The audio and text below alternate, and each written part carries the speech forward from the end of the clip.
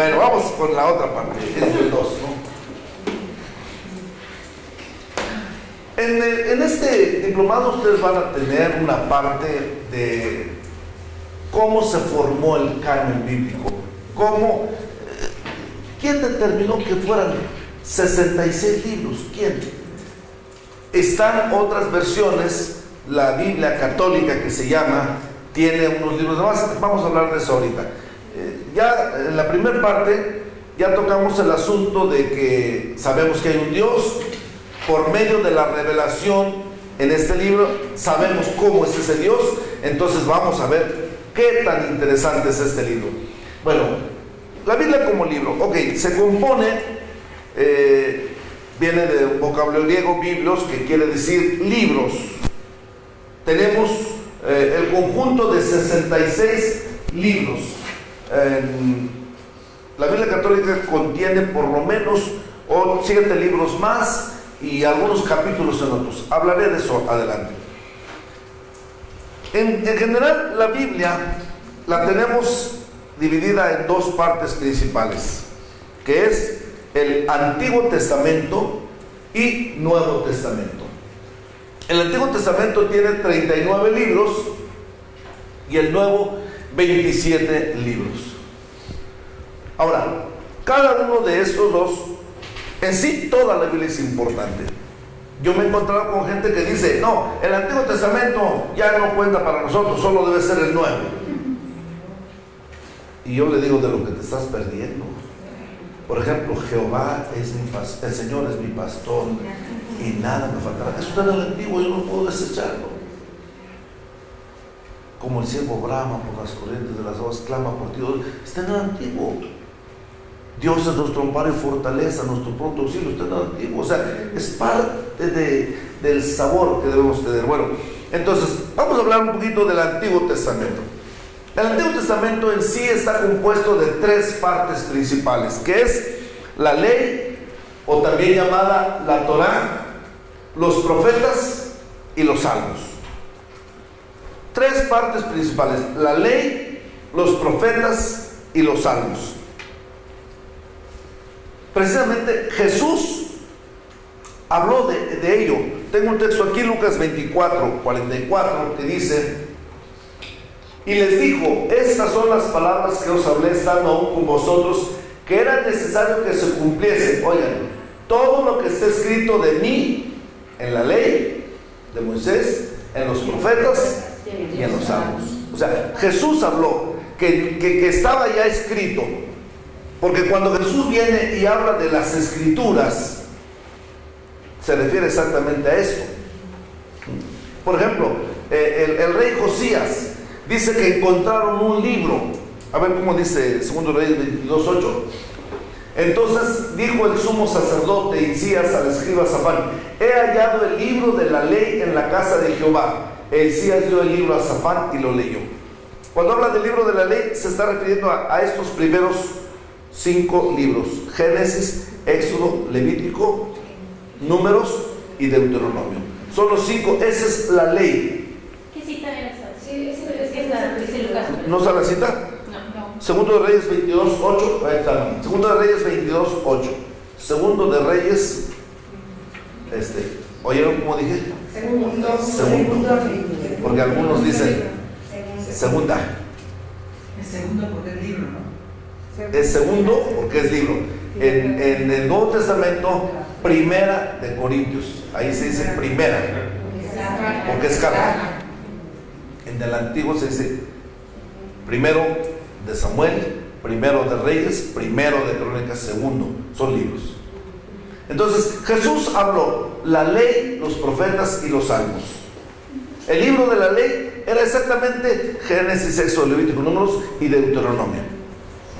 Los profetas, bueno, tenemos otra clasificación que es más fácil de aprender, aunque decimos ley, profeta, salmo son 3. Vean esta otra clasificación del Antiguo Testamento.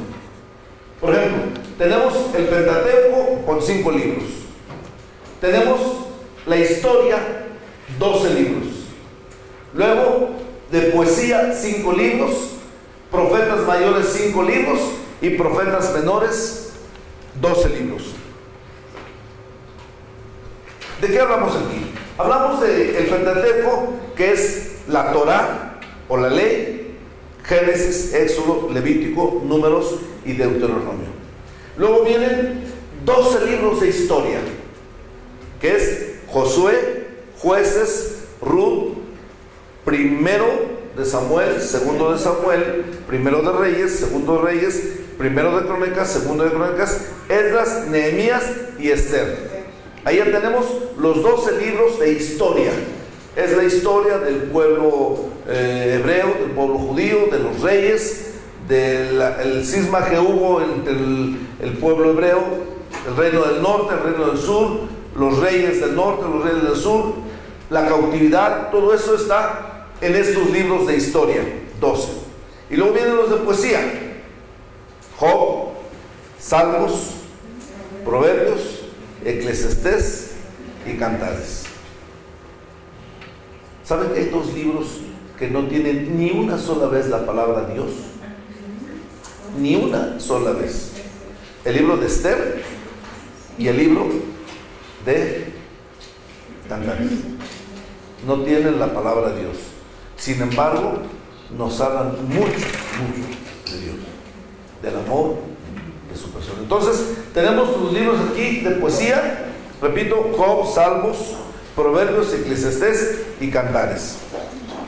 Y luego vienen los profetas mayores. Los profetas mayores serían, cuando se refiere a mayores, no es otra cosa sino la extensión del libro. Por ser libros grandes, se les conoce como profetas mayores, que son Isaías, Jeremías, Lamentaciones, que se coló ahí en medio, Ezequiel y Daniel. Ahí tenemos los 5 profetas mayores. Y luego vienen 12 profetas menores: Oseas, Joel, Amós, Abdías, Jonás, Miqueas, Nahum, Habacuc, Sofonías, Ageo, Zacarías y Malaquías. Ayuda a aprendérselos de memoria. ¿Por qué? Porque si, a ver, vamos a leer Habacuc, y empiezan. No está en el Apocalipsis. Habacuc, ¿por dónde está? Bueno, sí, está por el medio. Entonces, esa es aprendemos un libro maravilloso dividido en estas formas. Ahora, tengo que mencionarles aquí que la Biblia católica le agregó algunos libros más. Cuando los judíos fueron esparcidos, pues se llevaron lo que pudieron. Y más o menos en el año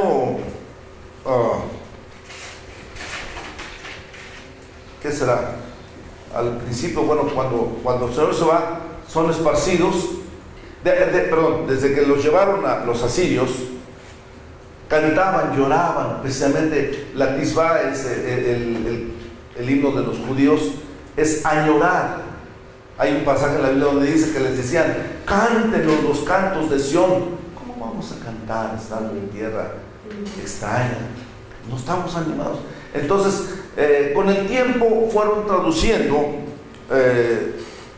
a un idioma común y le agregaron algunos libros que la misma Iglesia Católica les llama deuterocanónicos. ¿Y qué quiere decir eso? Apócrifos quiere decir de origen incierto. Ahora, yo tengo que mencionarles, porque no va a faltar quien les diga: bueno, ¿sabes qué? Yo quiero usar mi Biblia, no quiero usar la Biblia católica. Déjame decirle que en realidad nosotros tenemos que tomar solamente estos 66 libros como los libros inspirados por el Espíritu Santo a estos escritores. Los otros libros que ustedes van a encontrar, que son Tobías, Judith, Sabiduría, Eclesiástico, Baruch, Macabeos 1, Macabeos 2, hay 2 capítulos en Daniel y 6 capítulos en Esther y 10 versículos más. ¿Por qué no los admitimos? ¿Saben ustedes? Porque se asume que no están inspirados. Rompen con la unidad. Bueno, es interesante que en este diplomado ustedes sepan por qué razón nosotros no aceptamos esos libros. Me hubiera gustado tener una Biblia aquí católica, pero las notas que ustedes van a tomar, búsquenlo ahí, anoten. Por ejemplo, tenemos varias razones. La primera, admiten que no fueron inspirados, para empezar. Segundo, si quieren anotar, de Macabeos 15:39. ¿Lo tienes? A ver si puedes leerlo. Segundo de Macabeos 15:39. Comparado con segundo de Pedro 1:21. Yo voy a leer en esta, que es la Reina Valera, que dice, segunda de Pedro 1:21. Nunca la profecía fue traída por voluntad humana, sino que los santos hombres de Dios hablaron siendo inspirados por el Espíritu Santo. Eso dice mi Biblia. ¿Qué dice Macabeos? ¿Lo contaste? Sí. Segundo de Macabeos 15:39.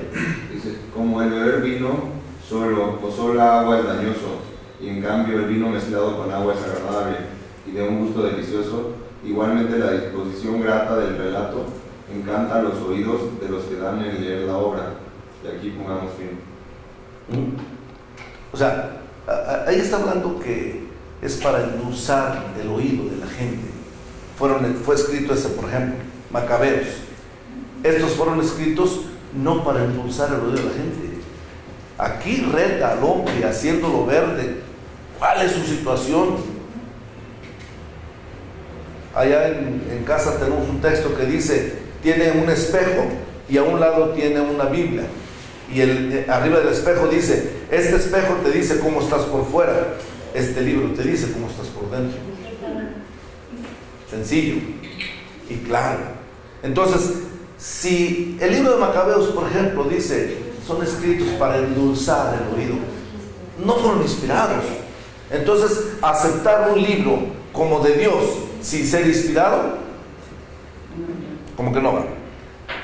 Ahí mismo, segunda Macabeos 12:43, habla de que hay que orar por los muertos. Prepárense. No, ya pasó, ¿verdad? Hay que orar por los muertos. ¿Lo tienes ahí? Sí, pero dice Macabeos, segunda Macabeos 12:43.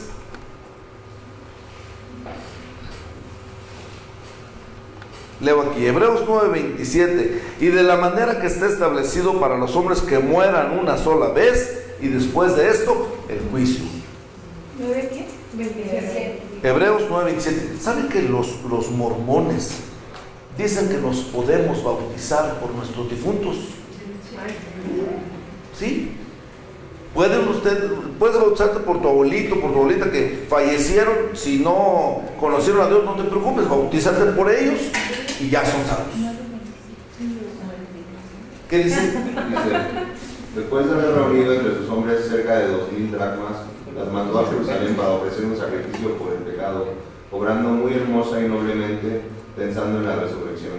Pues de no esperar que los soldados caídos resucitarían, habría sido superfluo y necio rogar por los muertos. Mas si consideraba que una magnífica recompensa está reservada a los que duermen piadosamente, era un pensamiento santo y piadoso. Por eso mandó a hacer este sacrificio expiatorio en favor de los muertos, para que quedaran liberados del pecado. Había que orar por los muertos para que fueran liberados del pecado. ¿Qué padre, no? Si tienen familiares que no conocieron el camino de Dios, pues ahora hay que orar por ellos. No.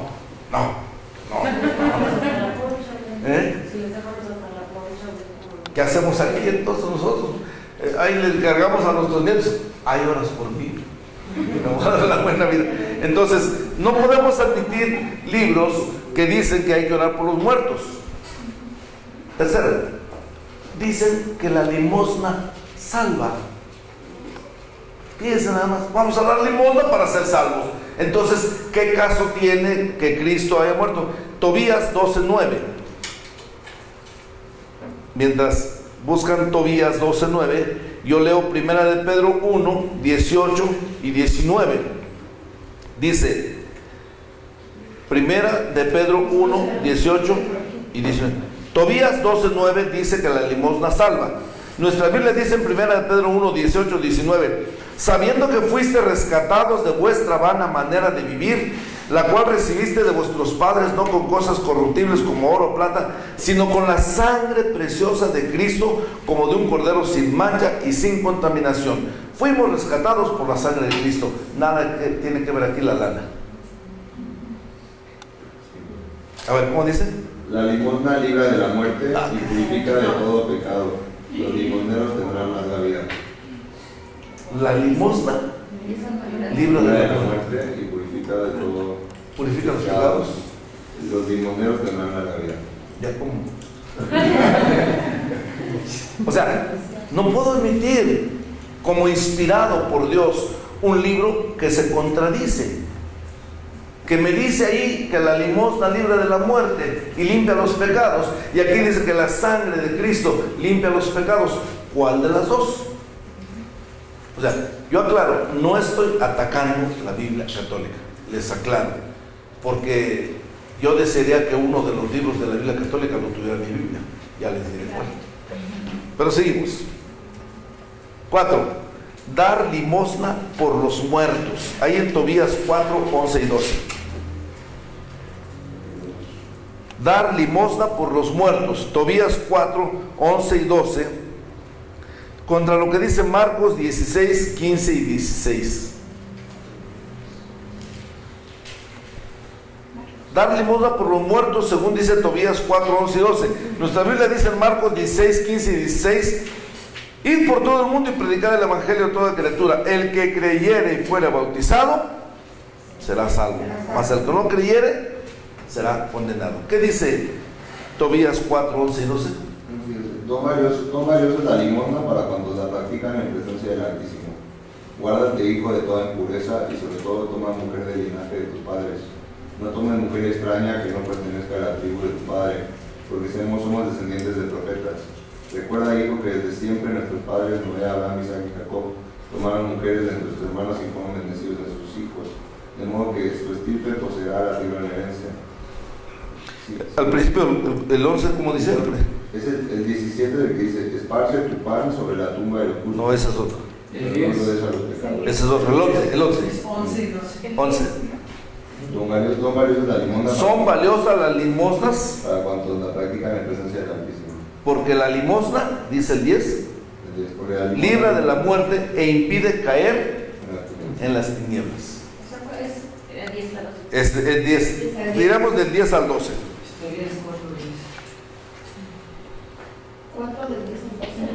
Tobías 4 del 10 al 12 contra lo que dice nuestra Biblia. Ahora, número 5. En esos libros habla de que un ángel miente. Eso está escrito en igual Tobías 5, 16 al 18. Eso, Tobías 5 del 16 al 18, contra lo que dice Juan 8, 44. En mi Biblia dice: vosotros sois de vuestro padre el diablo, y los deseos de vuestro padre queréis hacer. Él ha sido homicida desde el principio y no ha permanecido en la verdad, porque no hay verdad en él. Cuando habla mentira, de suyo habla, porque es mentiroso y padre de mentira. ¿Qué dice ahí Tobías 5, 16 al 18? Vete conmigo y después te añadiré un sobresueldo. Le dijo el ángel: partiré con él y no abrigues temor. Sanos partimos y sanos regresaremos a ti, porque la ruta es segura. Le respondió Tobit: bendito seas, hermano. Y llamando a su hijo le anunció: hijo, prepara las cosas para el camino y emprende la marcha con tu hermano. Que el Dios que está en los cielos os proteja ahí y os devuelva a mí sanos, y su ángel los acompañe con su protección, hijo. Tobías se dispuso a emprender la marcha y besó a su padre y a su madre. Tobit le dijo: que tengas buen viaje. Pero su madre lloraba y dijo a Tobit: ¿por qué has hecho que se vaya mi hijo? ¿No era el bastón de nuestra mano que siempre va y viene con nosotros? Que no sea el dinero lo primero de todo, que no se convierta en el precio de nuestro hijo. Con lo que el Señor nos daba para vivir teníamos bastante. Él le dijo: no pienses tal cosa, sano a partir nuestro hijo y sano volverá a nosotros. Con tus propios ojos lo verás el día que regrese sano junto a ti. No pienses tal cosa ni te atormentes por ellos, hermano. porque un ángel bueno le acompañará, le dará un viaje fácil y le volverá sano a tierra. El ángel añadió, abre el pez, saca de la hiel el corazón y el hígado y guarda. No, pero eso es hasta el 18, ya te pasaste. Sí. Ya, ¿verdad? Ya te pasaste mucho. Bueno, ahí está diciendo el ángel, le está diciendo vete en paz, pero realmente no era el propósito eso, está mintiendo. Por eso hasta le dijo Tobías, oye, ¿por qué lo mandas? No, dices tú estate tranquila. Como diciendo, se lo dije por... Diamantis. No, y es que, ¿sabe qué? Esa idea la tienen muchos cristianos, de mentir una mentirita piadosa. ¿Hay mentiras piadosas?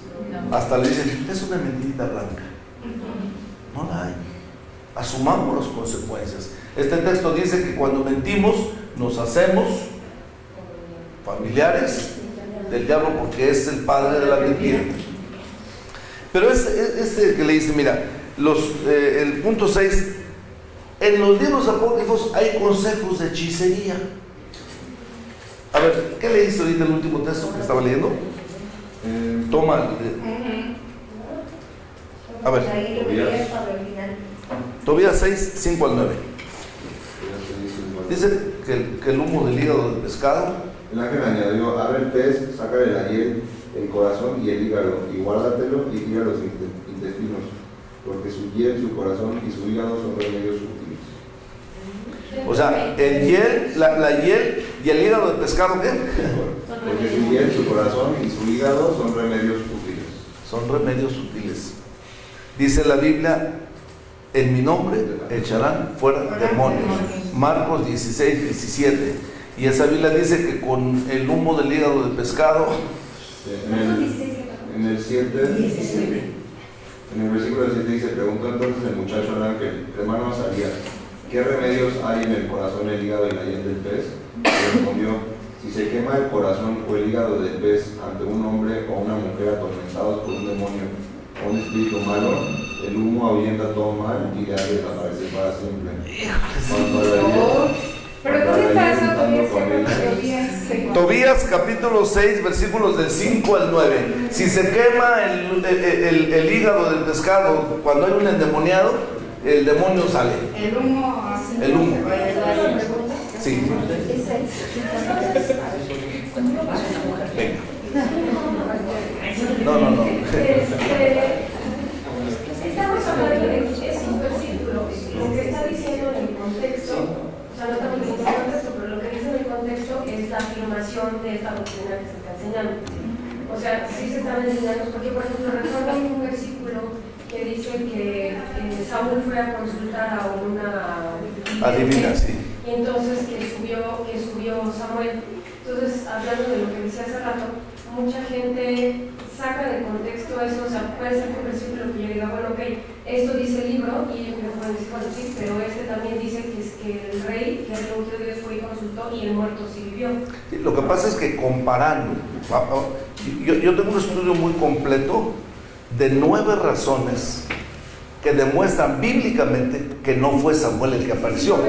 Si fue un demonio, algunos piensan que fue Samuel, pero definitivamente no fue Samuel, fue un demonio. Hasta en una declaración, casi el demonio se le chispoteó, como dice, porque dijo, mañana tú vas a estar conmigo. Y la Biblia dice que la luz y las tinieblas nunca van a estar juntos. Entonces, ahora, no estamos sacando de contexto, estoy explicando las razones por las cuales estos libros no podemos admitirlos como inspirados, porque se contradicen con lo otro. Y sin embargo, lo que pasa con Saúl no se contradice con la demás parte de la Biblia. O sea, lo que está tratando, con lo que estoy queriendo entender, es que aunque sacáramos algún otro libro de contexto, acá no se está contradiciendo con la unidad de la Biblia. Exactamente. Esto sí.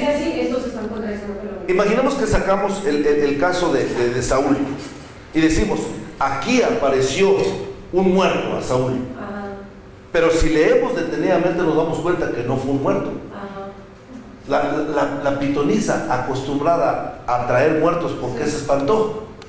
Porque para ella eso no fue uno de los que siempre traía. Y hay muchas cosas que si yo las acepto tal cual, tendría que rechazar. Como en este caso, Ahí dice que si hay una persona endemoniada, agarra un poco de hígado y corazón de pescado, quémalo cerca y el demonio sale huyendo. Eso dice ahí. Pero aquí dijo Jesús, en mi nombre echarán fuera demonios. Entonces yo estoy ante una disyuntiva. ¿Qué acepto? ¿El nombre de Jesús o el hígado del pescado? O sea, o la limpia. ¿qué hace? Sí, estoy claro. Sí, mi situación era como leyendo, como no he leído yo esto. Ajá. Mi pregunta era, leyendo Sí. el contexto se entiende, todo, aunque leas el contexto se entiende que esa es la instrucción apócrifa. Exactamente, sí.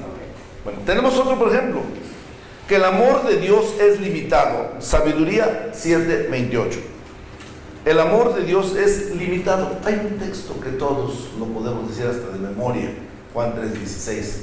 Porque de tal manera amó Dios al mundo, para que todo, o sea, el amor de Dios no tiene límite. El amor de Dios es ilimitado. Pero este libro, a ver qué dice, Sabiduría 7:28. Porque Dios no ama sino a quien vive con la sabiduría. Entonces, pobres los que no tenemos un título universitario. Dios no me ama. Dios no ama al que no tiene sabiduría. Y yo creo que es todo lo contrario. Jesús dijo, te alabo Padre porque escondiste esas cosas de los sabios y los entendidos y las revelaste a los niños. O sea, ¿por qué estoy tocando esto? ¿Por qué? Precisamente porque si este va a ser nuestro libro de texto en todo el diplomado, vale la pena desde ahorita decir cuál parte de la Biblia es la que vamos a estar usando, que en sí es todos estos 66 libros, y vamos a rechazar por el momento estos. Uno más, el último. Hay que dar ofrenda por los muertos. Tobías 4:18. ¿Es lo mismo que el 4? Dar limosna por los muertos. Es que una cosa es limosna y otra cosa es traer una ofrenda. Calabacita, dicen ahí en Chiapas. Traer ofrenda, dar limosna, es dinero. Y ofrenda, a ver qué dice ahí, Tobías 4:18. Esparce tu pan sobre la tumba de los justos, pero no lo des a los pecadores. ¿En dónde, perdón? Tobías 4:4. 17. No sé aquí, pero en Chiapas, por ejemplo, acostumbran ir a comer en el panteón. Sí, aquí también. Sí, ponen su mantel y se ponen a comer ahí y ponen ofrendas a los muertos y porque vienen, creen que vienen. ¿Cómo dice esparce tu? ¿Cómo es? Esparce tu pan sobre la tumba de los justos, pero no lo des a los pecadores. Ahora, el Salmo 106:28, mira lo que dice. Dice, está tremendo, se unieron a sí mismo a Baal Peor y comieron los sacrificios de los muertos, provocaron la ira de Dios con sus obras y se desarrolló la mortandad entre ellos. Comieron la ofrenda o el sacrificio de los muertos. Allá tenemos un problema. Fíjense que en estos días de los muertos la gente acostumbra a poner sus ofrendas. Estamos hablando que ponen tamales, ponen calabacita, que es muy frecuente. Hasta los niños salen a pedir, no dulces, allá piden calabaza. Y si les dan calabaza en dulce, gritan que viva la tía o que viva el tío, y si no, que muera la tía o que muera el tío. Pero ¿qué hacen si su vecino viene y dice, le traigo unos tamalitos? ¿Te los comen o no se los comen? No. Sí.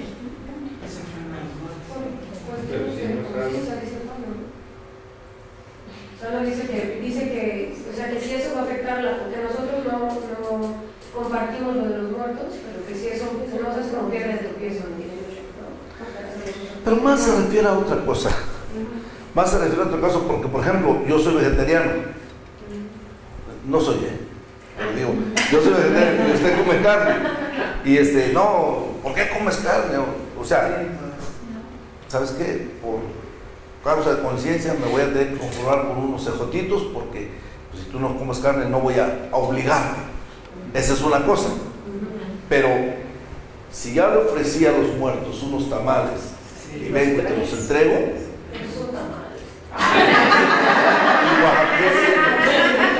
no, yo creo que lo mejor es leer este texto. Dice, comieron los sacrificios de los muertos, provocaron la ira de Dios con sus obras.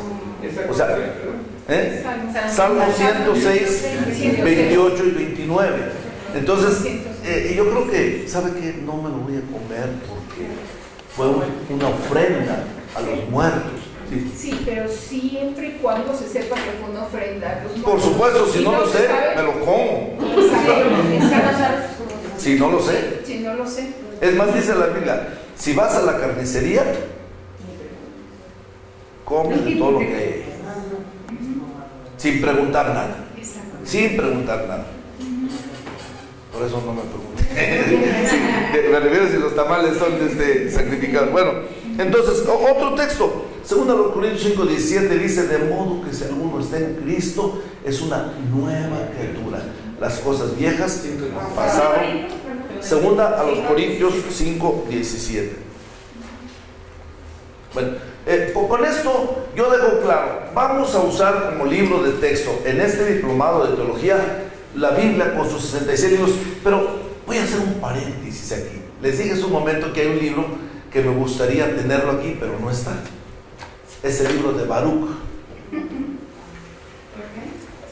¿Saben lo que dice en el capítulo 6? Todo el capítulo. Dice, no les tengas miedo a los ídolos. Los ídolos están en las iglesias solo para que los sacerdotes les quiten el oro y se lo vayan a gastar con prostitutas. ¡Wow! Baruch 6. Dice, si se caen, no hay quien los levante. En las iglesias se llenan de polvo y los murciélagos se ensucian sobre ellos, que hay que limpiarlos. O sea, está por demás. Con todo respeto, yo hablé con un sacerdote y le dije, oye, ¿por qué no le lees esto a la congregación? Y fue sincero, se me acaba el negocio. Se me acaba el negocio. Baruch 6. 6:9. A ver. Ocurre a veces que los... Dice, déjame leerlo. Baruch 6:9. Ocurre a veces que los sacerdotes roban a sus dioses oro y plata y lo emplean en sus propios gastos. Llegan a dárselo incluso a las prostitutas de las terrazas. Los adornan también con vestidos como si fueran hombres a esos dioses de plata, oro y madera, pero estos no se libran ni de la roña ni de los gusanos. Por muy envueltos que estén en vestidos de púrpura, tienen que lavarles la cara debido al polvo de la casa que los recubre espesamente.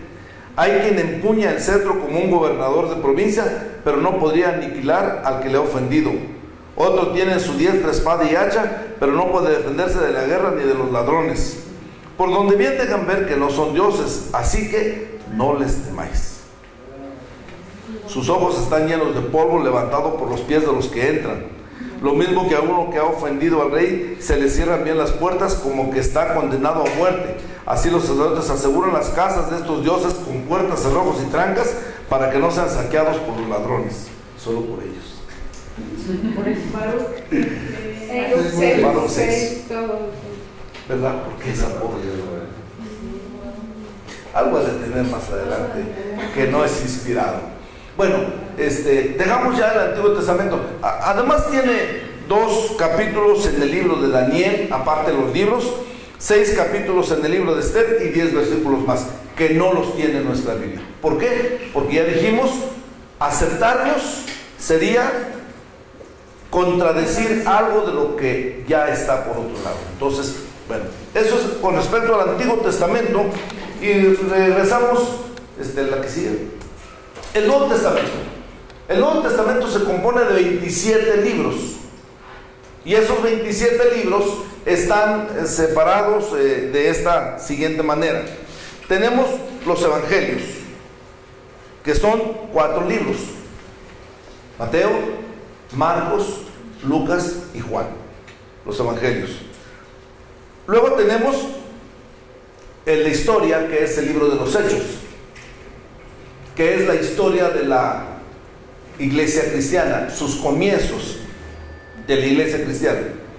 Luego siguen las cartas paulinas, 13 cartas que escribió Pablo, que serían Primera de Corintios, Segunda de Corintios, no, está Romanos, Primera de Corintios, Segunda de Corintios, Gálatas, Efesios, Filipenses, Colosenses, Primera de Tesalonicenses, Segunda de Tesalonicenses, Primera de Timoteo, Segunda de Timoteo, Tito y Filemón. Ahí tenemos ya las 13 cartas paulinas. Paulinas porque fueron escritas por Pablo, es el término. Ahora, tenemos 8 cartas que le llamamos cartas generales, porque no fueron escritas específicamente para una iglesia. Por ejemplo, a los Gálatas, pues a los Gálatas, a los Efesios, a los de Éfeso, a los Corintios, pues a los Corintios, etc. A Timoteo, a Tito, a Filemón. Pero tenemos, por ejemplo, la epístola universal a los hebreos, y luego sigue la carta de Santiago, y luego sigue Primera de Pedro, Segunda de Pedro, Primera, Segunda y Tercera de Juan y Judas. Y culminamos con el libro de Apocalipsis. ¿También es carta general? Es un libro, una revelación. Por eso está aparte, falta el Apocalipsis. Juan fue llevado a la isla de Patmos y ahí él escribió lo que Dios le fue revelando. Vamos a concluir esta otra parte entendiendo con claridad lo que dijo Jesús en Mateo 28. Entonces respondiendo Jesús les dijo: erráis ignorando las escrituras y el poder de Dios. O sea, cuando ignoramos las escrituras vamos a estar cometiendo muchísimos errores. Erráis ignorando las escrituras y el poder de Dios. Y tenemos un último texto de Apocalipsis 22, 18 y 19 que dice: yo testifico a todo aquel que oye las palabras de la profecía de este libro. Si alguno añadiere a estas cosas, Dios traerá sobre él las plagas que están escritas en este libro. Y si alguno quitare de las palabras del libro de esta profecía, Dios quitará su parte del libro de la vida y de la santa ciudad y de las cosas que están escritas en este libro. ¿Apocalipsis qué, perdón? 22, 18 y 19.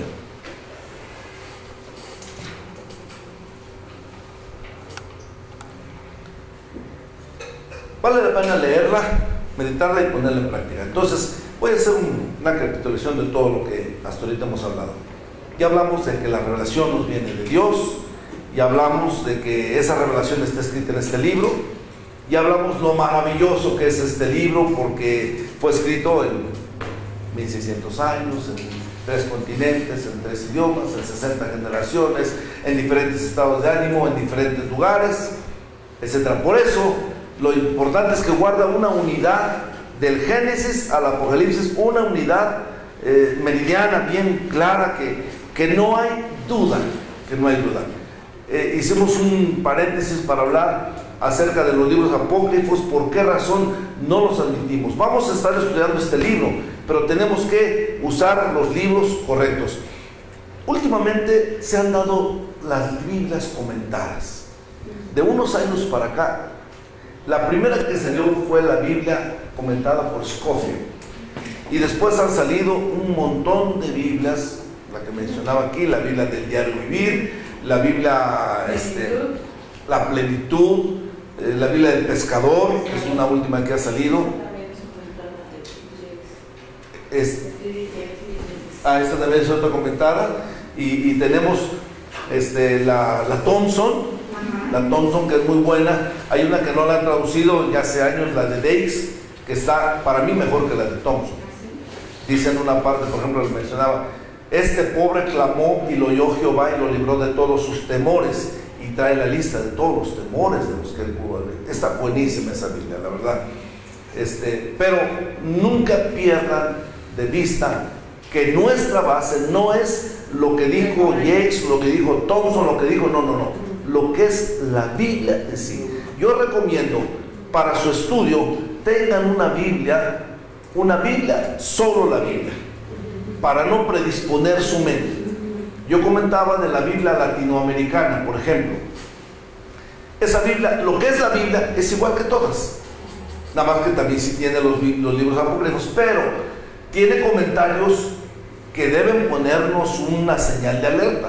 Por ejemplo, dice en el primer comentario que nosotros venimos del mono, que nuestros ilustres antepasados andaban colgándose de las ramas de los árboles. No, dice ahí que había unos seres antropomorfos llamados monos que desarrollaron tanto su sabiduría que Dios decidió poner su soplo en ellos. Es el comentario del escritor. Y bueno, uno dice, ¿y entonces qué hacemos con el Génesis? Y cuando uno va al Génesis, dice ahí, este es un bonito poema que mereció ser incluido en la Biblia latinoamericana. Incluso en Jonás dice, yo sí creo la historia de Jonás. No creo que fue una ballena, porque las ballenas comen plancton. Un pez. Preparó Dios un pez. Y cómo la pasó ahí adentro, quién sabe, pero la verdad es que Jonás, en la escuela dominical ponen una figura y al niño, a un muñequito bien hincado, ¿qué más? Y dice que las algas se enredaban en su cabeza, aquella oscuridad, aquel ambiente, no. Y sin embargo, ahí estaba orando Jonás. Y una de las oraciones que él dijo es la que me ha ayudado a mí en mis viajes. Por la gracia de Dios, yo viajo alrededor del mundo y siempre que salgo hago esto. Voy al altar en la casa de Dios y le digo, concédeme volver a ver tu santo templo, porque fue la oración de Jonás. Cuando estaba en el vientre del pez, él dijo, aún veré tu santo templo. Y cuando regreso de un viaje, yo voy al altar y le digo, gracias Señor, porque me guardaste en este viaje. Ya me pasó un percance una vez que iba para Ciudad del Cabo, sale el avión aquí de México y cuando va en el aire, yo vi que no salió por Tampico y dije, no, pues si voy a Londres, tiene que salir por aquí. Y después anuncian, ¿saben qué? No se metió el tren de aterrizaje. No podemos bajar porque tenemos 90 toneladas de combustible, así es que vamos a pasar un rato volando para quemar combustible y luego bajamos. Ya nos tienen 2 horas vuelta y vuelta aquí en la Ciudad de México, y cuando vamos a bajar están las ambulancias, los bomberos y todo. Lo interesante, ¿saben qué fue?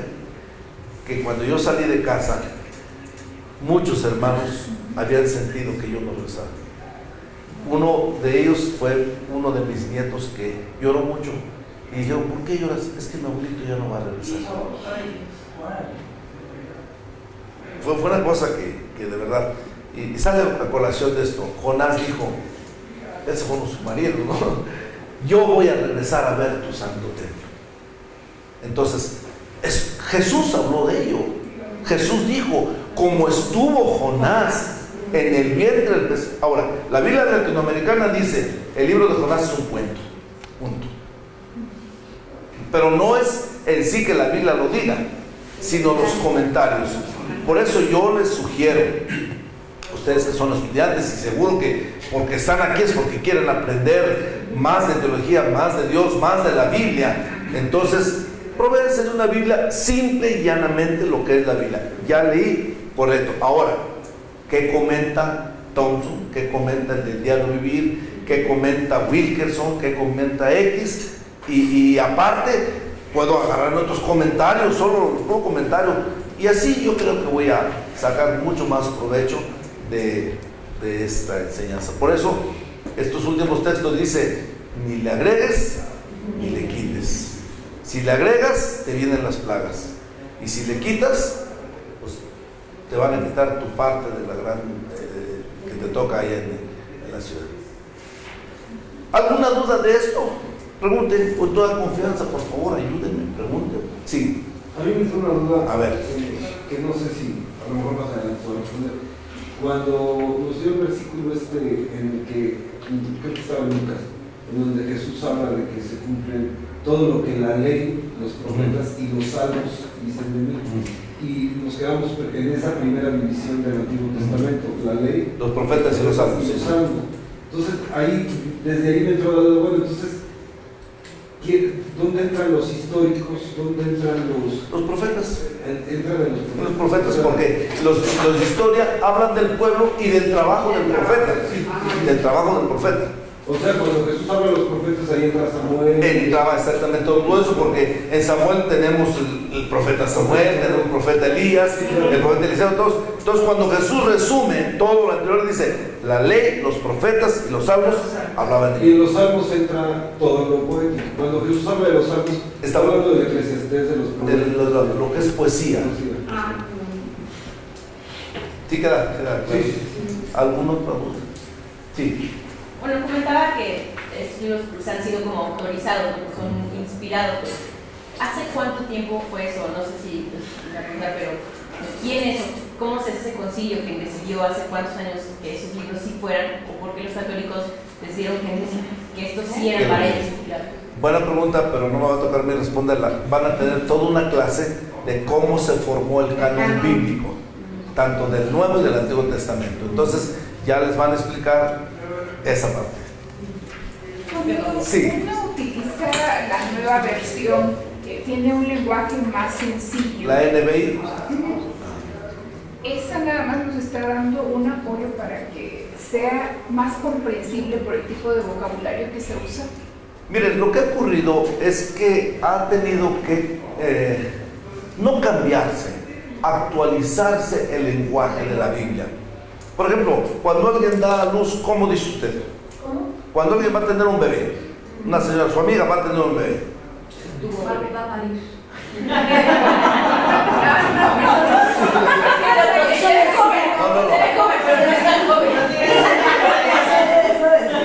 Ya no se usa eso. Se va a iniciar. Da a luz. Da a luz. Sí, parir, ahora ya eso ya es un tanto despectivo, ¿no? Sí. Pero ustedes ven la Biblia, la versión 1909, cuando habla de que la Virgen va a dar a luz, dice: y parirá un hijo. Es que yo tengo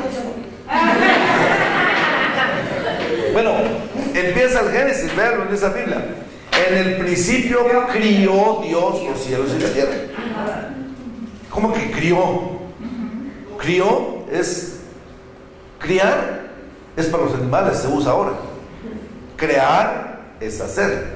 Entonces hubo que modificar un poco el lenguaje debido a la época, pero dice lo mismo. La Biblia 60 dice: en el principio creó Dios los cielos y la tierra. Y cuando la Virgen va a tener su bebé, dice: y dará a luz un hijo y llamará su nombre Jesús. O sea, es lo mismo, pero con un lenguaje más actualizado. Ahora, preguntaba la hermana, hay una Biblia nueva que ha salido, la NBI, nueva versión internacional. La verdad,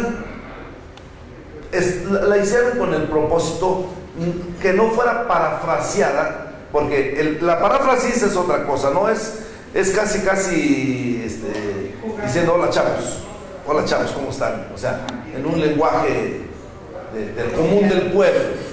La NBI trata de actualizar el lenguaje, pero le ha quitado algunas cosas. No estoy en contra de esa Biblia, no, pero sí creo que dejó mucho que desear esa traducción.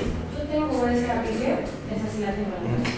Y por ejemplo me llama la atención que en el Antiguo Testamento, ahorita no recuerdo dónde, pero dice que ellos hicieron sus carpas con piel de delfín, y otra Biblia dice que las hizo con piel de tejón. Entonces, pues, o sea, no hay comparación, ¿no?, entre una cosa y otra. Ahora, ¿cuál sería lo más lógico? En el desierto. O sea, por eso les digo, hay algunas cosas, y es que de repente se desató un boom de Biblias que ahora salen de todo. Pero yo insisto, agarrémonos de lo que es la Biblia y el comentario lo tomemos con cierto cuidado, porque ya es comentario de hombre, ya no es inspiración. Una pregunta en internet.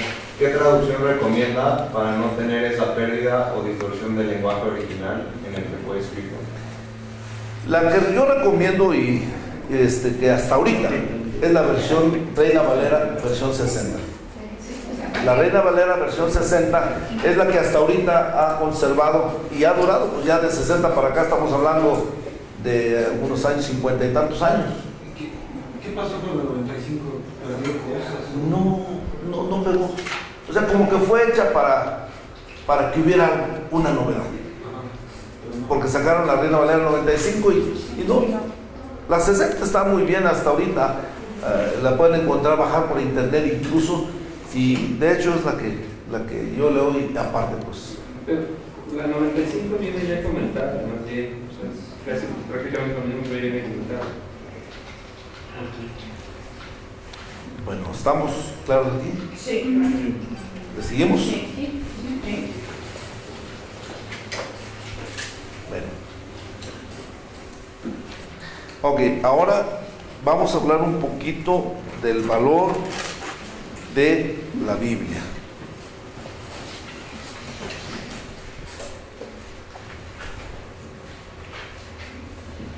Hablamos de lo que es un libro maravilloso y hablamos.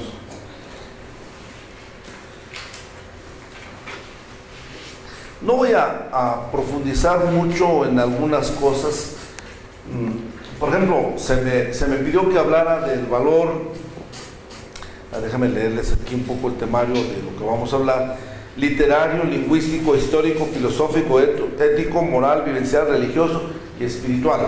Ok, no quiero profundizar mucho en el valor de la Biblia como un libro histórico, lingüístico o literario. Nos vamos a profundizar más en el valor vivencial, en el valor religioso, que de antemano, desde ahorita quiero decirles, la Biblia no es un libro religioso, para que eso lo tengan presente.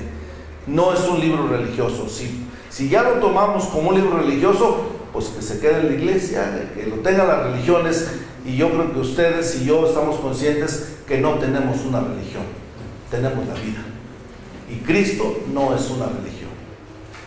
¿Estamos en eso? Entonces, si partimos de eso, la Biblia que me habla de Cristo no es un libro religioso. Es un libro que me va a enseñar, pero fuera de religión. Entonces, como valor literario, por supuesto, es un libro extraordinario. Ustedes se encuentran en la Biblia, a los que les gusta la literatura, encuentran todos los aspectos, los géneros literarios, y cada uno de nosotros tenemos nuestro propio género literario, tenemos nuestra manera, dependiendo de cómo está nuestro estado de ánimo, así es nuestro género literario. Enamorados, a todos le encontramos amor. Enojados, todo. Hay una frase en Chiapas que ponen en los carros abajo: vos todo te puedes, quiere decir todo te enoja. Dependiendo cómo está nuestro estado, está nuestro género literario. Pero en la Biblia, por ejemplo, encontramos la saga, que es una narración, encontramos cuentos, encontramos fábulas, encontramos sermones, encontramos exhortación, narración didáctica, parábolas, sentencias proféticas, jurídicas, encontramos refranes, discursos, cantos, en fin, todos los géneros literarios ustedes los pueden encontrar en la Biblia. La verdad es que la Biblia, como libro, tiene un valor extraordinario, como una obra de la literatura. La diferencia entre esta obra literaria, por decirlo así, y por ejemplo Don Quijote, es que la lectura de la Biblia trae un efecto muy superior que cualquier otra obra literaria. La lectura de este libro impacta las vidas. Puede ser que haya una novela que nos haya impactado, puede ser que hayamos leído alguna novela que nos cautivó qué buena novela. Pero la Biblia va más allá, porque afecta al interior. sin ser una obra literaria, bueno, como obra literaria lo es porque tiene los géneros, pero pues compárelo con la Ilíada y la Odisea, que son unos libros restototes y todo. Este libro, su lectura transforma, su lectura cambia. Entonces, hace años había la duda si considerar a la Biblia como una obra literaria, porque decían, si la consideramos como una obra literaria, le vamos a quitar su santidad. La verdad es que ustedes se asombrarían del efecto. Allá en los Gedeones, ¿sí saben quiénes son los Gedeones? Los que reparten los Nuevos Testamentos. Cuentan algunos testimonios conmovedores. En la época de la Guerra Fría en Rusia, a un muchacho lo mandaron a que fuera a lavar los baños y se encontró con una sorpresa. Alrededor de la taza del baño había unas hojas de la Biblia que estaban siendo usadas como papel sanitario. Él está barriendo y pues alguien dijo que los periódicos más interesantes son los que ponemos cuando vamos a pintar. Ahí está todo lo interesante, ¿no? Los que ponemos ahí para no manchar el piso. Ah, mira lo que dice aquí. Él está lavando y le llama la atención lo que está leyendo. Con todo lo que él pudo, limpió el excremento y siguió leyendo. Y después él pedía, mándenme a lavar los baños. Porque cada vez que llegaba ahí encontraba hojas de la Biblia que le estaban edificando el alma, cosa que ningún otro libro puede hacer. La Biblia es una obra literaria, sí, como obra literaria porque contiene los géneros de una obra literaria, pero el efecto que produce es mucho más. La verdad, Dios, estas palabras son vida, tienen vida, vale la pena. Hay infinidad de historias del efecto que más adelante les contaré algunas que espero les animen. Como valor histórico, pues obviamente tenemos la historia del pueblo hebreo. El pueblo hebreo, incluso los judíos toman su historia de ahí, del Pentateuco, de ahí donde están estos libros. Bueno, y yo mencionaría de una vez,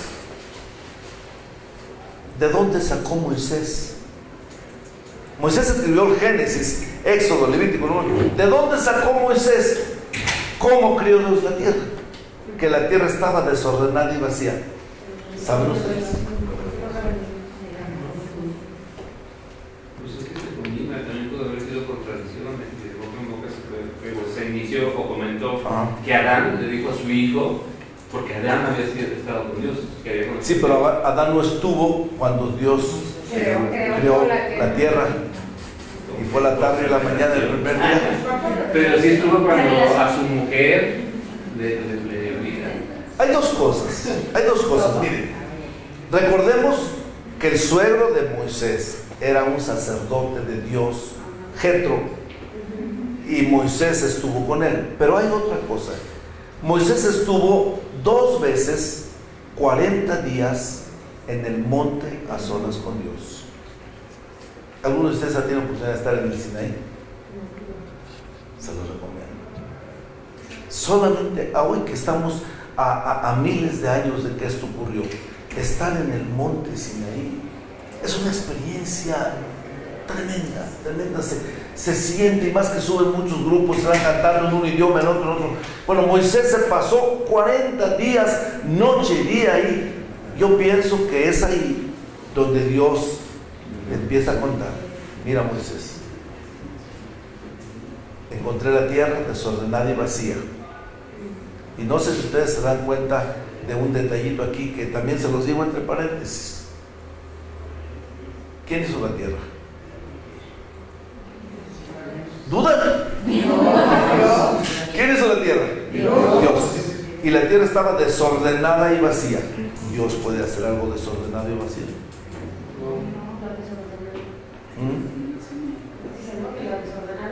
¿Quién? Había sido arrojado Satanás. Exactamente, ahí está. La Biblia habla que Satanás fue arrojado. Y cuando llega Satanás, destruye. Desorden. Viene a robar, matar y Así es. destruir. Destruye los hogares, destruye las vidas, destruye a los jóvenes, destruye los matrimonios. Y cuando viene Satanás, se encuentra una tierra preciosa y hermosa, como Dios la creó, empieza a destruirla. Y cuando el Señor llega y encuentra una tierra destruida, es lo que hoy sigue haciendo. Cuando encuentra una vida destruida por el diablo, no la desecha. Dios no hizo una nueva tierra, arregló la que estaba. Y es lo que hace con las vidas, lo que ha hecho con nuestras vidas. El diablo nos tenía destruidos, destrozados, con una mente depravada, con unas costumbres tremendas. Y viene Dios, no nos quita la vida, nos hace una nueva criatura. Arregla nuestra vida para dejarnos otra vez a su imagen. Y todavía, pues vayan a Chiapas, ¿verdad? Que todavía parece ser el paraíso ahí. Hay lugares en la tierra que Dios ha permitido todavía. Imagínense cómo estaba esa tierra. Pero Dios no pudo haber hecho una tierra desordenada. Se piensa que cuando Satanás viene aquí, destruye, y viene Dios y dice, bueno, vamos a arreglar la tierra. Y empieza día por día a hacer una nueva tierra. Bueno, no que hizo la nueva, sino arregló lo que estaba, separó la luz de las tinieblas, y entonces creó los animales y arregló el ambiente y dijo, hagamos al hombre. Entonces todo eso, yo pienso que fue Dios que le revela a Moisés estando ahí en el monte, le da todo, y Moisés está escribiendo. Bueno, por eso históricamente la Biblia tiene un valor extraordinario. ¿De dónde sabemos la historia de Jesús? Por la Biblia. La historia de la iglesia cristiana, por la Biblia. La historia de las iglesias que levantó Pablo, por la Biblia. Entonces nos encontramos en la Biblia. ¿Qué diríamos? Por ejemplo, ustedes recuerdan cuando el Apolo 11 llegó a la luna. Estaba en la Biblia. Hasta el nombre del Apolo. Abdías, capítulo 1, versículo 4 dice: si te remontares como las águilas y en las estrellas pusieres tu nido, de allí te derribaré, dice Dios. O sea que ya habla de que el hombre será capaz incluso de habitar allá. Hace poco leí una noticia que me dio pie a un mensaje: el viaje sin retorno. ¿Saben ustedes que la NASA convocó, dicen, para ver quiénes quieren ir a Marte en un viaje sin retorno? Y que hay 200,000 personas inscritas, dispuestas a salir de esta tierra y no regresar. Y muchos mexicanos a propósito. Bueno, yo sí creo que va a ocurrir algo de eso por lo que dice en la Biblia. Si te remontares y pusieras tu nido. Es decir, que la Biblia contiene un montón de cosas, no solamente historia, sino también lean la Biblia hoy, y parece que estamos leyendo el periódico en una actualidad bien clara. Pero digo, Abdías 1:4. Ese es para poner un ejemplo de cómo la Biblia contiene incluso todo. Y saben que hay tesoros de la Biblia que ahorita no los entendemos, pero cuando ocurren las cosas, por ejemplo el tsunami del 2004,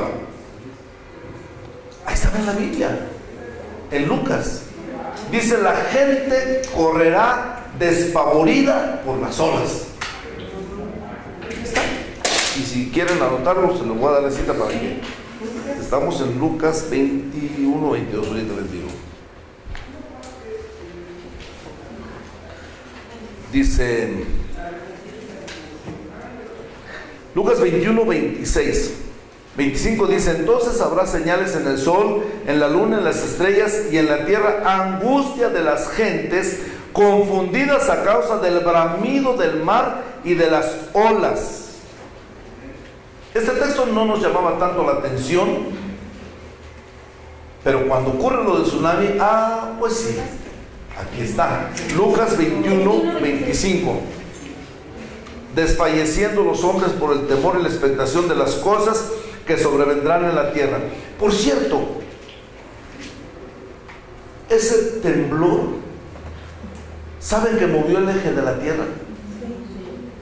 Y en Isaías hay un versículo que dice: el eje de la tierra se moverá. O sea, lo leemos y decimos, quién sabe cuándo, pero cuando veo la noticia del periódico, la tierra se movió, el eje de la tierra se movió por el temblor, entonces resurge el versículo de la Biblia. Ah, pues sí, aquí está. O sea, no es solamente un libro histórico, es un libro de tanta realidad que, bueno, Dios despeje nuestras mentes para leerlo con pasión y entender y ver que hay cosas que van a venir, que ya Dios me la dijo aquí. Fantástico, ¿verdad? Bueno, entonces el valor histórico pues queda definido con esto. El valor filosófico de la Biblia, pues saben ustedes que los filósofos griegos empezaron sus actividades después de que encontraron un libro de la Torá. Precisamente ese libro del que leímos que Josías encontró, que es Éxodo, Levítico, Número, los filósofos griegos al leer eso, de ahí empezaron sus actividades. Entonces el valor filosófico de la Biblia pues está bien definido ahí. Los filósofos griegos sacaron mucha de su enseñanza precisamente de este libro.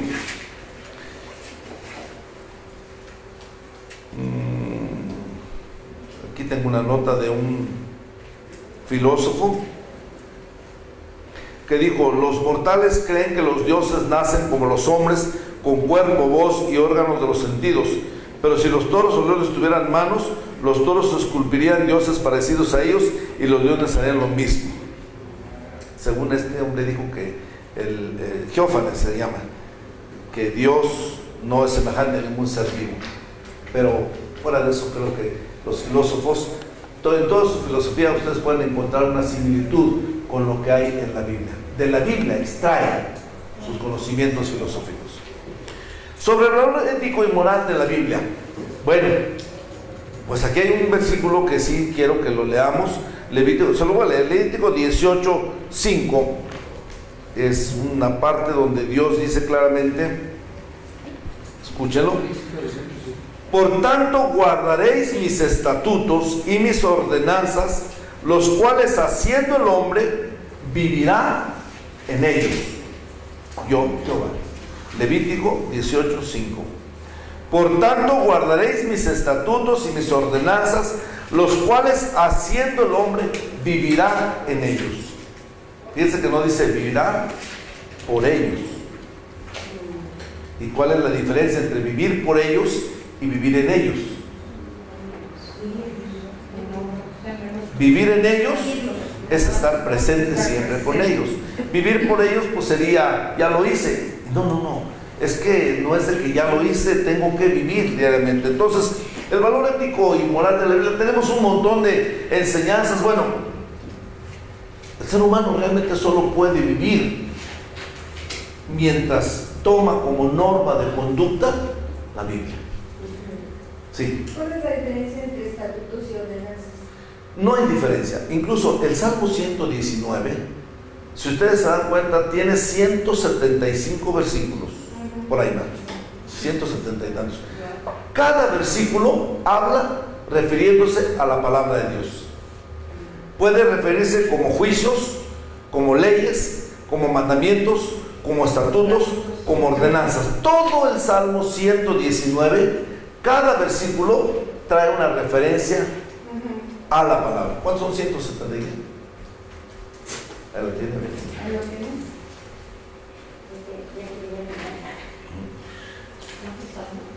El Salmo 119.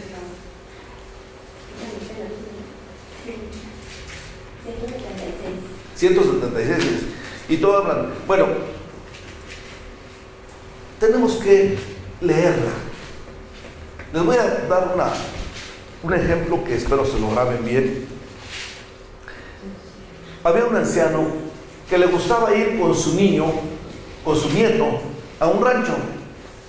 Y llegando al rancho, a ver, hijito, vamos a leer la Biblia. Y dice, vamos a leer Juan 15. Bueno, al otro día, hijito, hoy vamos a leer Juan 15. Abuelito, pero si eso lo leímos ayer. Ay, hijo, es que no se me queda nada. Y dice el niño, de aquí me agarro. Abuelito, si no se te queda nada, ¿para qué la leemos? Y aquel anciano dice, a ver, hijo, mira, abajo del fogón, ¿saben qué es el fogón, verdad? Hay una canasta con carbón. Ve al arroyo y tráeme una canasta de agua. Tira el carbón y tráeme una canasta de agua. Y agarra el niño, tira el carbón y se va, inocente, mete la canasta en el río, en el arroyo, y viene, aquí está, abuelito. ¿Y dónde está el agua? Se salió. No, yo quiero una canasta de agua, ve a traérmela. Y ve el niño otra vez. Aquí está. Hijo, hazlo bien, otra vez. Va, ¿sabe qué? Se me hace que no lo estás haciendo rápido. Hazlo corriendo, órale. Y agarra el niño, va corriendo y viene por más rápido. Llega y está la canasta vacía. Y le dice, ¿y qué pasó con lo que te pedí? Abuelito, es que no se le queda nada. Lo mismo que había dicho el viejito. Y le dice, hijo, pero mírala. Y cuando la mira, dice, está limpia. Entonces le dice el viejito, mira, hijo, aunque no se me queda nada, me está limpiando. Mientras yo la leo, me está limpiando. Léela, aunque no se te quede nada, te aseguro que te está limpiando. Y eso lo he vivido. ¿Saben por qué? Porque mi maestro de escuela dominical me enseñó muchas cosas que se me olvidaron. Pero a lo largo de la vida ha habido momentos en los que me encuentro en una situación que al momento el Espíritu Santo dice, hay un texto, hay un texto. Por eso hay que leerla, hay que leerla. Si ya hablamos de que es un libro maravilloso, un libro extraordinario, un libro que ha sobrevivido a ataques y todo, vale la pena leerlo, aunque no se nos quede nada. No se está limpiando. Bueno, ahora sí tomamos otro ratito y luego le seguimos, porque quiero entrar en la parte del valor vivencial de la Biblia. ¿Cuánto tiempo? ¿Cuánto tiempo? No sé. 15 minutos.